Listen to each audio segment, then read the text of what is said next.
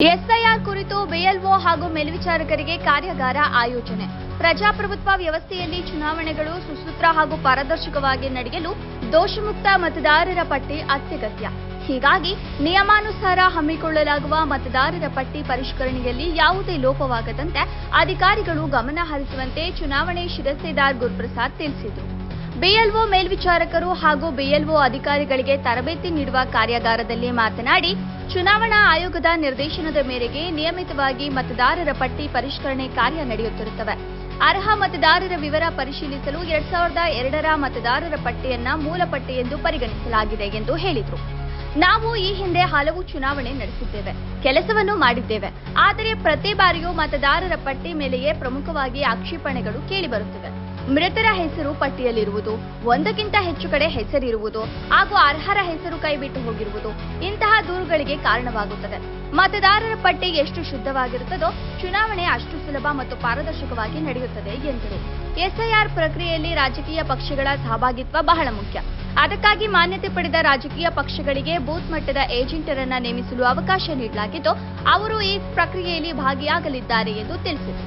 ಇತ್ತೀಚಿನ ಮಾರ್ಗದರ್ಶಿ ಇವತ್ತಿನವರೆಗೆ ಇರ್ತಕ್ಕಂಥದ್ದು ಇಲ್ಲ. ಆ ಮನೆ ಯಾವ್ದಾದ್ರು ಅಡಲ್ಟ್ ವ್ಯಕ್ತಿ ಅಂದ್ರೆ ವಯಸ್ಕರು ಯಾರಾದ್ರೂ ಸರಿಯಾಗಿ ಕೊಟ್ರೆ ಸಾಕು ಅಂತ ಇದೆ.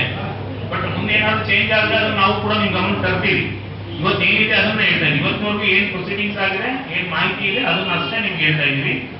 ಪ್ರತಿಯೊಬ್ಬ ಮತದಾರನಿಗೂ ಈ ಡೂಪ್ಲಿಕೇಟ್ ಆಗಿ 2 ಎನ್ಯುಮರೇಷನ್ ಫಾರ್ಮ್ ಕೊಡಬೇಕಾಗುತ್ತೆ, ಒಂದನ್ನು ವಾಪಸ್ ಇಸ್ಕೋಬೇಕಾಗುತ್ತೆ. ಇದಕ್ಕೆ ಇನ್ ಕೇಸ್ ಸಿಗಿಲ್ಲ ಅಂದ್ರೆ 3 ಟೈಮ್ ಭೇಟಿ ನೀಡಬೇಕು ಅಂತ ಹಿಂದೆನೂ ಕೂಡ ನಮಗೆ ಹೇಳಿದ್ವಿ. ಅಂಡ್ ದೆನ್ ನೆನಪಲ್ಲಿ ಇಟ್ಕೊಳ್ಬೇಕಾದಂತ ಅಂಶ, ಯಾವ ವ್ಯಕ್ತಿಯಿಂದ ಎನ್ಯುಮರೇಷನ್ ಫಾರಂ ವಾಪಸ್ ಬರಲ್ಲ ಆ ವ್ಯಕ್ತಿ ಯಾವುದೇ ಕಾರಣಕ್ಕೂ ಕರಡು ಮತದಾರರ ಪಟ್ಟಿಯಲ್ಲಿ ಸೇರ್ಪಡೆ ಆಗಲ್ಲ. ನೆನಪಲ್ಲಿ ಇಟ್ಕೊಳ್ಬೇಕು.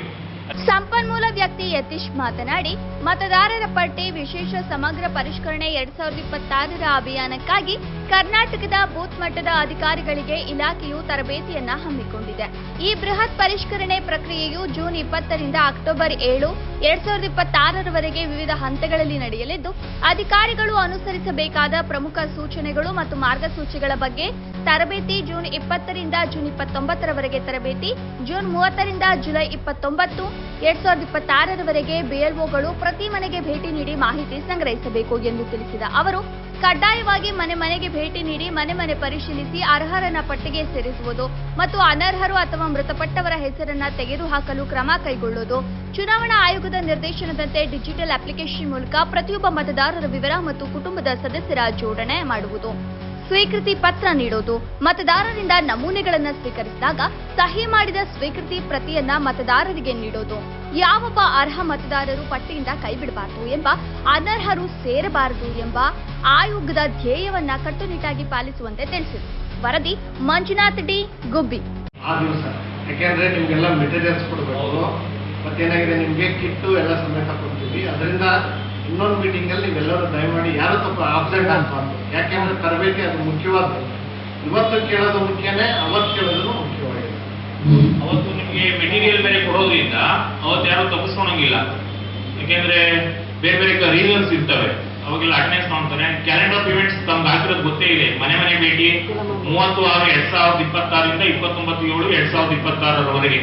ಅಂದ್ರೆ ಈ ತಿಂಗಳು 30ನೇ ತಾರೀಕು ಶುರುವಾಗುತ್ತೆ. ಜೂನ್ 36ಕ್ಕೆ ನಿಮ್ಗೆ ಮನೆ ಭೇಟಿ ವಿತ್ ಎನ್ಯುಮರೇಷನ್ ಫಾರ್ಮ್ ನೀವು ತೆಗೆದುಕೊಂಡು ಹೋಗಿ ಕೊಡಬೇಕಾಗುತ್ತೆ.